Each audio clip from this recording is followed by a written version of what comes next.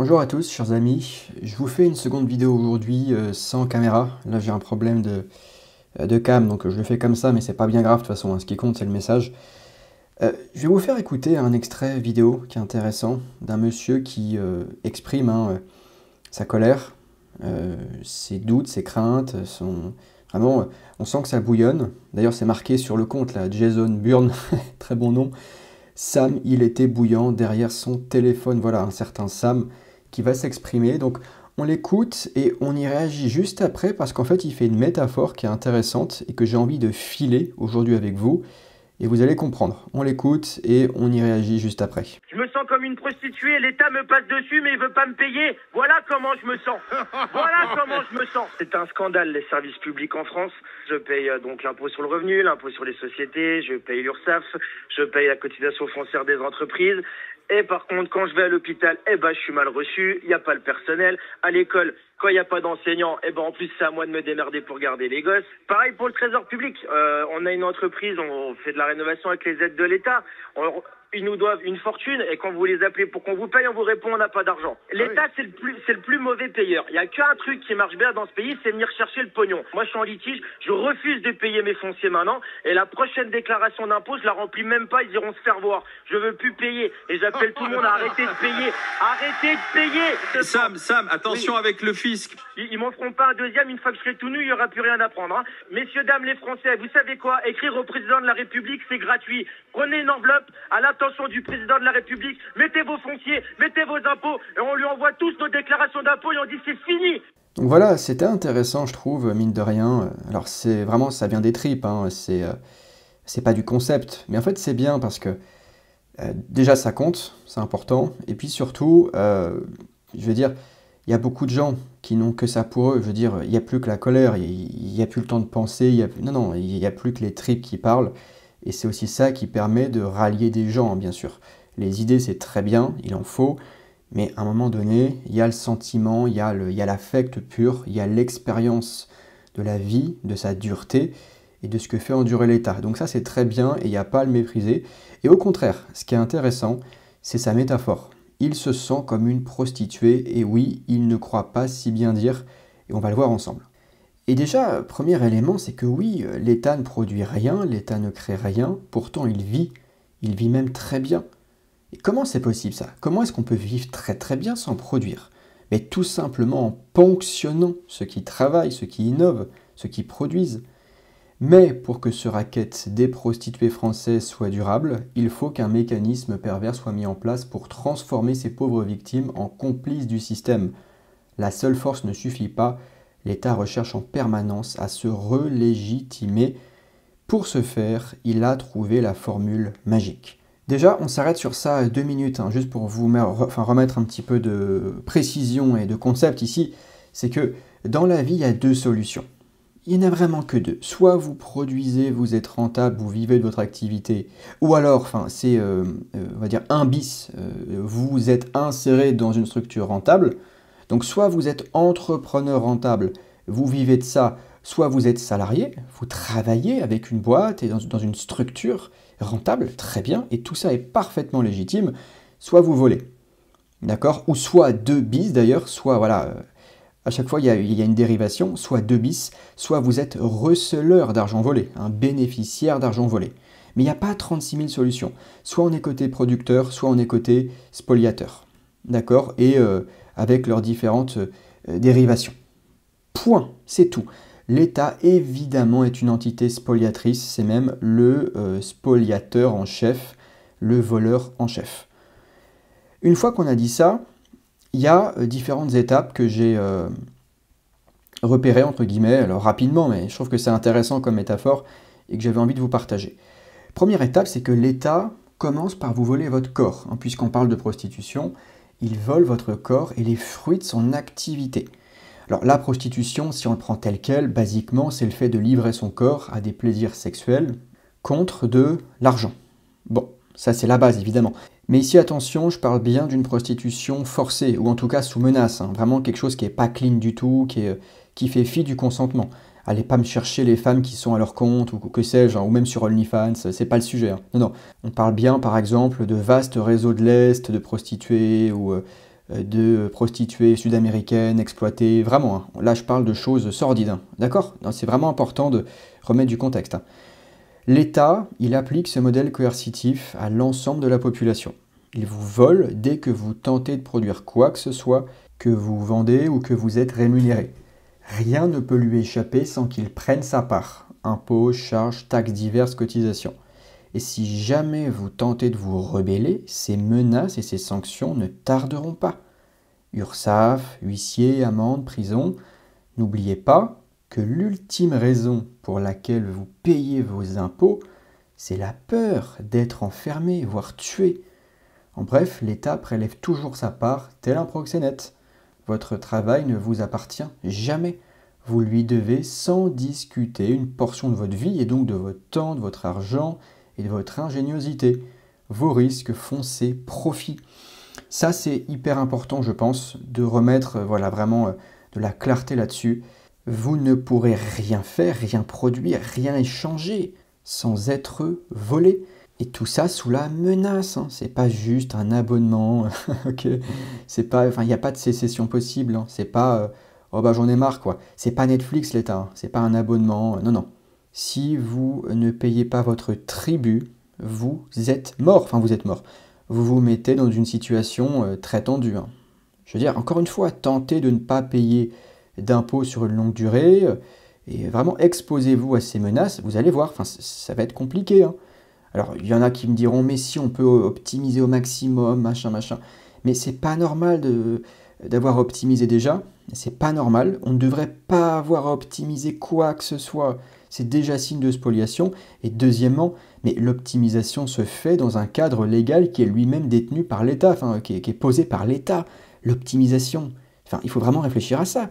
C'est déjà un truc d'État optimisé. C'est l'État qui définit dans quelle mesure on peut optimiser. Enfin, ouais, ça me paraît tellement évident. C'est pas du tout signe de liberté, l'optimisation.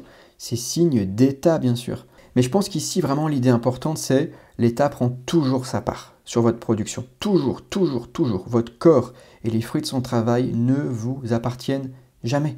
Jamais, jamais, jamais. Voilà. Ensuite, il y a l'illusion du consentement. C'est-à-dire que l'État va vous faire croire, bien sûr, que tout ça est légitime, que vous consentez, que c'est une nécessité, voilà. Il a besoin que vous pensiez ce système légitime. Et là, on passe le bonjour à l'éducation nationale et aux médias de masse, qui vont permettre à cette grande idéologie étatique d'advenir et même de se poursuivre, de se pérenniser. Et cette plus grande arnaque, à mon avis, c'est ce qu'on appelle la contrepartie, quoi, ou le contrat social. Ça va ensemble. Donc en gros, on nous dit, certes, c'est vrai, on vous prend pas mal d'argent, mais regardez, on vous donne beaucoup. Des routes, des hôpitaux, des écoles, des RSA. Alors, heureux? Et donc non, on n'est pas du tout heureux, hein. Vous n'êtes que des sales macros, c'est tout. Puisque vous dites en somme, regardez les filles, je vous protège, je vous donne l'occasion, dans ma grande bonté, quelque part, d'exercer sans risque, de produire, d'échanger sans risque. Sans moi, ce serait la jungle pour vous. Sur un plan sécuritaire, un plan économique, un plan social, ça serait l'enfer pour vous. Alors, heureuse? Voilà, c'est littéralement ce que fait l'État. Comme le proxénète, il s'impose sur nous et il se sert au passage une très large commission. Et bien sûr, il ne supporterait pas qu'on s'émancipe. Bien sûr, il a besoin de nous, comme le Mac a besoin de ses filles pour vivre. Son train de vie en dépend. C'est un système de raquettes sur sur fond de menace et de police monopolistique, puisqu'évidemment la menace ne fonctionne mentalement que parce que nous savons qu'effectivement elle peut advenir. L'État détient bien sa police et il l'utilise quand il n'est pas content. Nous sommes bel et bien dans un système de raquettes, voilà, sympathique. Ensuite, l'État il vous force à vendre votre dignité. Parce que dans une telle société étatique, vous vendez vos ressources, vos compétences, votre travail, votre temps, vous investissez. Enfin bref, toute votre production se fait sous condition. Donc l'État nous met dans une situation où nous devons quémander et marchander sans arrêt sur le travail produit, sur les ressources et sur évidemment tout ce qu'on va en tirer. Par exemple, peut-être que vous voudriez bien garder un peu de votre argent durement gagné. Je sais pas, c'est légitime, non? Eh ben non, c'est pas possible. il vous en laissera moins de 50% dans bien des cas. Peut-être que vous voudriez gagner plus, non? Je sais pas, faire passer votre business à un niveau supérieur? Bah attention aux charges, hein, attention aux réglementations qui vont être induites par cette progression économique. Hein. Faudrait quand même pas passer dans la tranche d'impôt supérieur, par exemple, hein, qui supposerait de payer beaucoup plus, et oui, et oui, et oui. Donc la désincitation est terrible. Peut-être que vous voudriez bien éduquer vos enfants hors de l'éducation nationale, non, je sais pas. Peut-être que vous jugez que c'est un organe de propagande, qu'on n'apprend pas grand-chose d'intéressant pour eux, que c'est pas adapté, que c'est pas individualisé, que c'est pas très très intéressant, je sais pas. Bah non, non, non, ça va être difficile. Hein. Alors c'est possible, mais très difficile. Et puis, enfin de plus en plus en tout cas. Et puis de toute façon, vous paierez quand même pour les autres. Hein, voilà. Et donc vous légitimerez, enfin vous financerez de force. Hein, un organe que vous réprouvez pourtant sur le plan des concepts et sur le plan pratique. Voilà, c'est comme ça. Non, non, mais c'est comme ça. Peut-être que vous voudriez bien souscrire un abonnement pour vous défendre. Peut-être que pour vous, pareil, la police d'État, non, non, j'ai pas envie, quoi. J'ai pas envie de payer pour ça, c'est bon, j'ai mon service. Ou alors j'en ai pas et je m'en charge tout seul. Ou alors j'ai un service de sécurité de quartier. On a mutualisé ensemble, c'est bon, c'est réglé. Non, non, non, non, non. Hors de question. Non. L'État est intransigeant sur ça. Légitime défense, port d'armes, c'est ultra encadré. Et il faudra compter sur son monopole de la violence. Et si vous n'êtes pas d'accord, c'est le même tarif. Voilà. Donc vous subirez toujours son cadre. Et c'est celui qui contrôle le cadre qui contrôle le jeu. Voilà. Donc sur ça, vraiment, je pense que tout a été dit durant la lecture, en fait, pas la peine de trop tergiverser. À chaque étape, vraiment à chaque fois, ça sera très très dur de garder ce qui vous est dû. Il faudra toujours vous démerder, vous serez toujours bloqué, empêché, freiné. Il faudra faire des démarches, et encore, vu ce que j'ai mis ici, en fait, vos marges de manœuvre sont très maigres, très très maigres, quoi. Parce que vous ne contrôlez pas le cadre. C'est pour ça qu'à chaque fois, libertarien, on vous parle du cadre juridique et économique, c'est ça qui compte. Et c'est aussi pour ça que toute tentative réductionniste, de réforme de l'intérieur, est vouée à l'échec sur du long terme, moyen-long terme. Court terme, on peut toujours manœuvrer un petit peu, dans une certaine mesure, je ne dis pas le contraire. Moyen-long terme, ça redérive vers de la prédation, parce que le système lui-même suppose cette prédation pour fonctionner, pour tourner. L'État n'est pas une entreprise, donc par définition, son mode d'agir, de fonctionnement, sa nature profonde incite, et même, suppose puis incite en fait, la prédation, la spoliation, la grande guerre de tous contre tous. Donc c'est pas une question de plus ou moins, enfin c'est toujours pareil ce qu'on vous dit à chaque fois, et ça a beaucoup de mal à rentrer parce que c'est dur à entendre. On se dit mais non, c'est horrible, c'est pas possible. Si. Juste il faut commencer à le comprendre, à le réaliser. L'État ne peut rien faire d'autre que se comporter comme un État, comme un prédateur, d'accord? C'est comme ça. Et je sais que c'est dur à entendre, mais qu'est-ce que vous voulez qu'on vous dise de plus, quoi? À part la vérité. Et si vous ne voulez pas l'entendre, ça vous regarde, mais ne nous reprochez pas de dire les termes. Ensuite, il y a tout ce qui va être la redistribution comme illusion de la liberté, puisque l'État vous redonnera effectivement une petite portion du vol généralisé. Hein. Cette grande guerre de tous contre tous aboutit à la fin à différentes redistributions dans le corps social, sous forme d'aides, subventions, services publics, voilà. Et j'oublie des choses bien sûr, hein, mais je pense que l'essentiel quand même est là.